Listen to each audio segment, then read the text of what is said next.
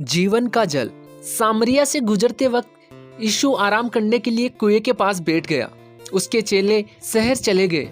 तभी एक औरत कुएं पर पानी भरने के लिए आई। यीशु ने उससे कहा, मुझे थोड़ा पानी पिला दे। यह सुनकर उस औरत को बड़ी हैरानी हुई, क्योंकि यीशु एक यहूदी था और वह औरत एक सामरी। उस जमाने में ज्यादातर यहूदी सामरियों को पसंद नहीं करते थे, यहाँ तक कि वे उनसे बात तक नहीं करते थे।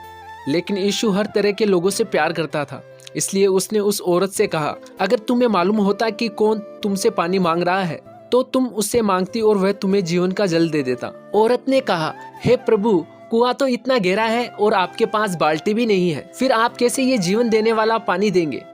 यीशु ने उसे समझाया, अगर तुम इस कुएं का पानी पियोगी तो तुम्हें फिर से प्यास लगेगी, लेकिन मैं जो पानी दूंगा उससे एक इंसान हमेशा जिंदा रह सके। इस पर उस औरत ने कहा, हे प्रभु, मुझे वो पानी दे, फिर मुझे कभी प्यास नहीं लगेगी और मुझे पानी लेने के लिए यहाँ आना भी नहीं पड़ेगा।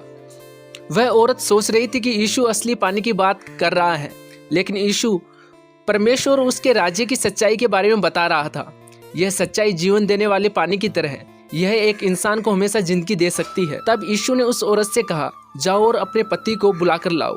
उसने जवाब दिया, मेरा कोई पति नहीं है। यीशु ने उस औरत से कहा कि तू पहले 5 पति कर चुकी है। यीशु की यह बात सुनकर औरत को बड़ा ताज्जुब हुआ। उसने सोचा, आखिर इसे यह सब कैसे मालूम है। यीशु ये सब इसलिए जानता है क्योंकि वह परमेश्वर का बेटा है, जिसके बारे में परमेश्वर ने पहले से वादा किया था, और ये सारी बातें परमेश्वर ने उससे बताई थी। तब तक यीशु के चेले वापस आ गए। उन्होंने जब देखा कि यीशु एक सामरी औरत से बात कर रहा है तो उन्हें बड़ा अजीब लगा।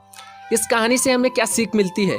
यह कहानी दिखाती है कि यीशु हर जाति के लोगों से प्यार करता था। हमें भी ऐसा ही करना चाहिए। हमें सिर्फ इसलिए कुछ लोगों को बुरा नहीं समझना चाहिए क्योंकि वे किसी दूसरे की जाति के हैं। सब लोगों को वह सच्चाई पता चले जिससे उन्हें हमेशा जिंदगी मिल सकती है। इसलिए हमें लोगों को सच्चाई सिखाने में मदद देनी चाहिए।